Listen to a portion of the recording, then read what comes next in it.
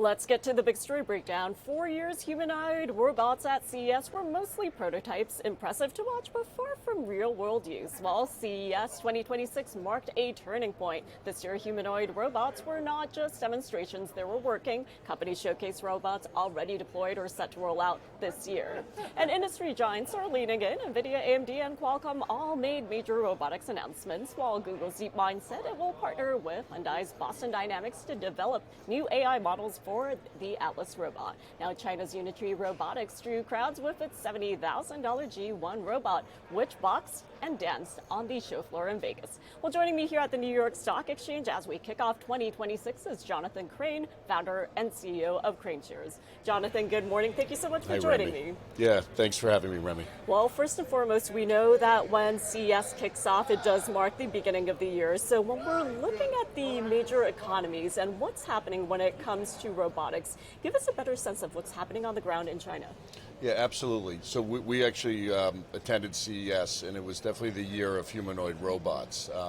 Most of the exhibitors were actually from China.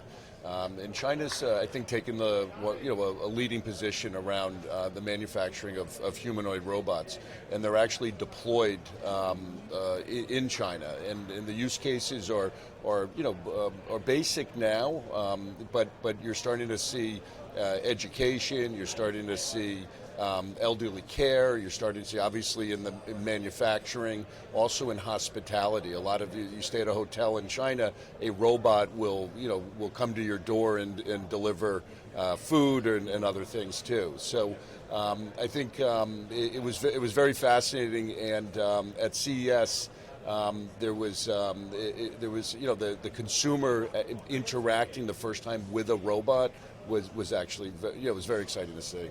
Yeah, and Jonathan, you bring up an important point because I think many of us were looking at the headlines coming out from the major Mag 7 names, for example, out from CES. But when we're talking about use cases, what does it mean from an investment standpoint? Sure, I think we're at the beginning now of humanoid robots, and but there's obviously the production of them and the manufacturing of them. But the use cases are now starting, and I think it's predicted. Morgan Stanley does a lot of research around this, that there'll be a billion robots in the next 10 years, 20 years, and I think everyone will have a robot at home at some point. But I think they're starting to the use cases are starting to become more they're early stage, but you can see a path to maturity around that. And I think it's obviously all about efficiencies, but there's definitely the consumer will enjoy having a robot. There's even robots that look like dogs, you know what I mean? And those can be for home use, but also now we're seeing the fire departments looking at robots that will help them put out fires and go in to more dangerous spots. Yeah, I think when retail investors and consumers see some of these demos, whether we're talking about humanoid robots or even those dog robots, we're fascinated by the potential applications of these robots. But I do want to ask you, since it is earnings season, do you think current valuations reflect what we're seeing? And what are your expectations, not just for the U.S. market, but also some of the names coming out from China? Definitely, yeah. So KraneShares launched a global humanoid robot fund, COID, and it's a portfolio of 50 names, equal weighted, with a real high concentration between both China and the United States. Korea definitely is participating, Japan and some countries in Europe, but it's really a U.S. and China story. And so we're seeing and it cuts across the hardware parts, the sensors, the battery is going to be important. In different areas like that. So, it's really, early days, but I think, there's a lot of excitement and people are buying into this huge potential future. Yes, and as we kick off the new year, we are looking at the outlook for the year ahead and also beyond. So how should investors be thinking about diversification benefits of balancing U.S. as well as China exposure, especially when it comes to a global AI portfolio? Absolutely. So we've seen the last few years, really when ChatGPT and OpenAI announced it, there was this whole Magnificent Seven story and incredible performance of U.S. companies that are involved in AI. China also has a lot of AI development, and we saw how that could work with their stock markets last January. About a year ago, DeepSeek was announced. And that kind of woke up the world that China has these incredible, AI initiatives. And then Alibaba started announcing their AI initiatives and some others.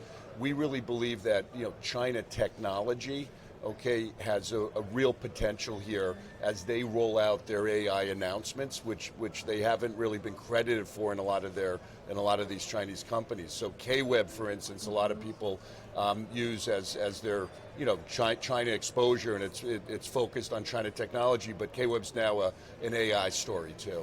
And finally, before I let you go, we're talking about the opportunity here, not just when it comes to AI, but also robotics. So with opportunity does come challenges as well as risks. So what should we keep in mind when it comes to this investment opportunity? Yeah, I think it's going to be the actual execution of these companies. So we believe if you see humanoid robots as a big future and an investment theme, that you have a diversified portfolio, have the whole ecosystem in there.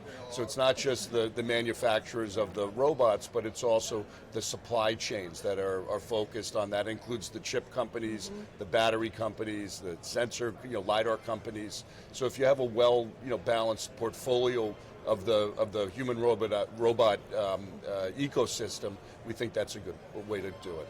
Well, Jonathan, it was a pleasure kicking off the new year talking with you. So thank you so much for joining me, and thank you so much for sharing all of your insights and perspectives. Remy, thanks so much for having me. Thank you. Okay, thanks. Bye-bye.